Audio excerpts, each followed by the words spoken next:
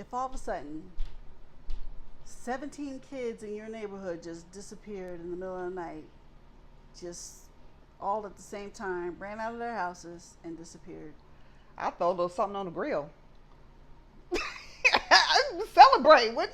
Wow. I mean, come on. You are not even Throw right. some steaks, burgers, some baby back ribs. Well, that's what some we corn. find out in Weapons, Hey, which is rated R. It's 2 hours and 8 minutes long. you got me excited. That's what the movie touches on. Concept. Yeah, it's a mystery. Like before it came out, I would like leave a movie and see the movie posters. Mm-hmm. You know how they're all lined Right. up. And I'm like, what the heck? Weapons and kids running. Yeah, like, and then what you is see this the about? crazy man on the previews with his eyes all bugged out and face See, all I bloody. didn't even see that trailer yet. My son told me about that trailer. Yeah. And you told me about that, but I didn't even see it. So I had no idea what I was going in to see, which is good. So I'm not going to give any spoilers for you guys as well.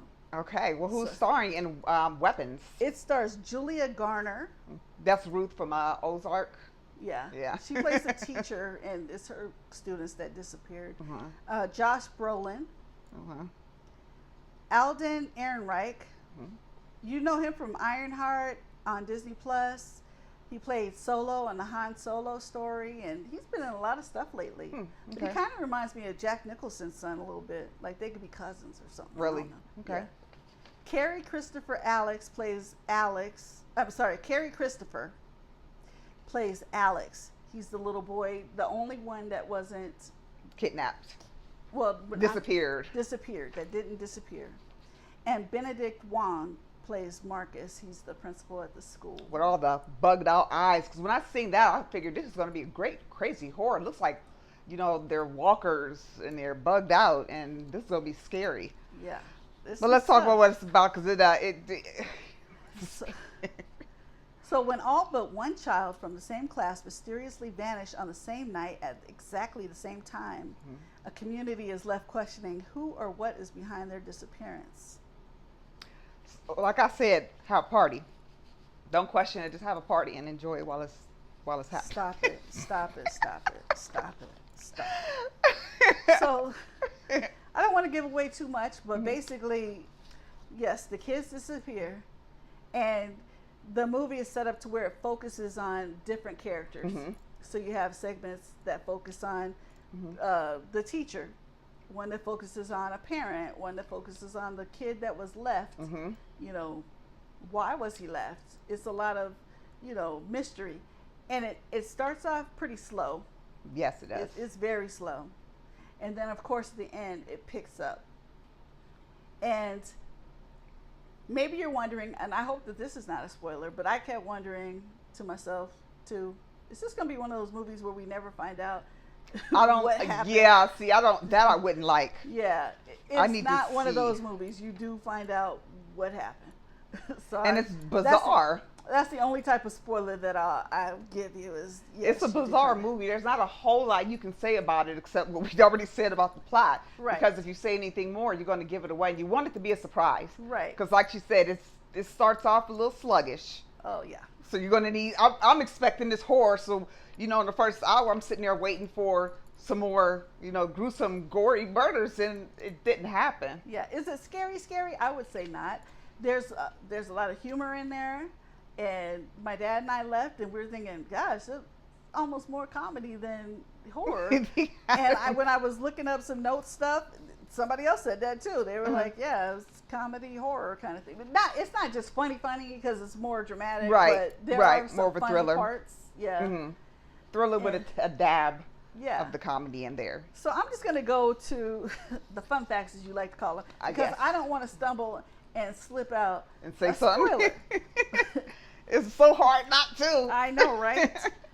So they said, and I didn't write this note because I didn't see this at any of the theaters I looked up, but to further capitalize on the themes of the movie, theaters listed showtimes at 2:17, the same time the children in the film vanish. Okay. So Just something fun to know. I didn't see any of the theaters that I associate with starting at 2:17, but hey. Netflix was ready to pay more money up front than New Line, but an assured theatrical release and New Line's track record with horror were the better selling points. That makes sense because they've got fantastic scores. So if you know you can do good with horror, then get it out there. But again, it wasn't that much horror though. So okay, but whatever worked for them. Right? I have some more details on that. So Okay. Deadline Hollywood reported that New Line Cinema won the spec script in a bidding war against allegedly Universal, Netflix, and Sony TriStar. The Hollywood Reporter detailed that part of the deal were an eight-figure sum of money, a guaranteed green light for production, final cut privileges for Krager, interest in back-end plot, and most importantly in closing the deal, the guarantee of a theatrical release. Insiders called it an unprecedented deal in modern times and is compared to M. Night Shyamalan's deals post The Sixth Sense. Okay. Okay. Yeah. So they're really fighting over this. Yeah, they really were. It's different. It's very different. And it's fresh, and that's what I liked about it, because I'm tired of seeing recycled themes and recycled movies. And part 18. Just Halloween part 18. I know what you did last summer again. I know what your grandchildren are doing. I know that's great. Like, they should have grandkids at this point, seriously, because some of the season stopped. But maybe everybody should just leave that town and just go somewhere else. Like, what the heck, man? But I love it when you get something that's fresh. Yeah, and I'm okay with it being different, but fresh. Just like what's the unicorn movie we just seen? Death of a Unicorn. Yeah, I like fresh stuff. Something that's kind of new and it's different. HBO now. Yeah, it is. So viewers at an early test screening praised the film for its perfect balance of horror comedy, this is where I saw it, and small town drama, calling it a worthy successor to the early horror films of Sam Raimi and Peter Jackson.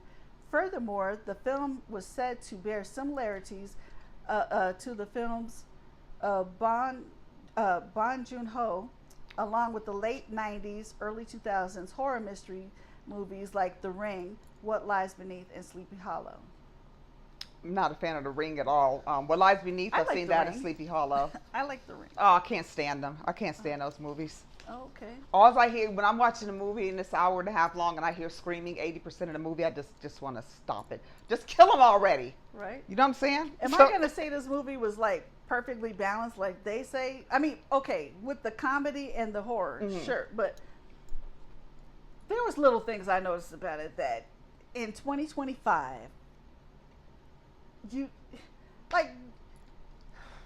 all the stuff is going on, and you would think that more people would maybe whip out their cell phone and call 911, or even whip out their cell phone and start recording, because that's what happens in real life with some people. Now, I disagree with the recording. I say call 911, and if the phone call's over and the thing's still going, then maybe record if you feel like you have to.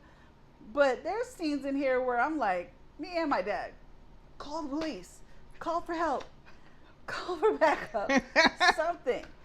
And that Just doesn't didn't happen. happen. So that's the only grievance I have with this. Other than that, I really enjoyed it. The tomato meter is giving it 96%. It's pretty much a perfect score. Pretty much 96. The popcorn meter is giving it 90%.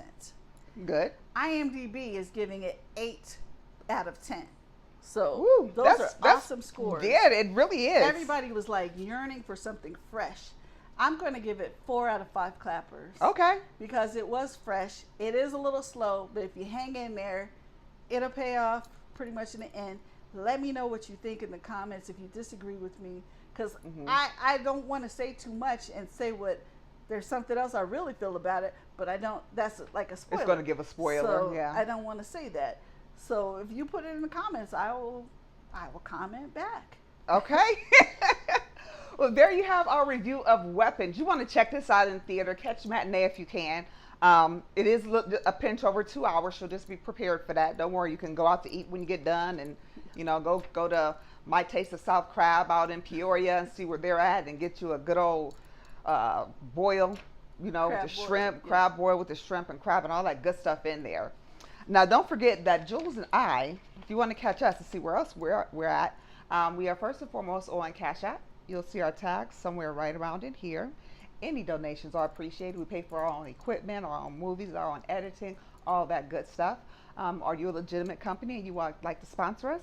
Just hit up our inbox. We'll get back to you within 48 hours. All right. You can also catch us on Facebook. We are on YouTube.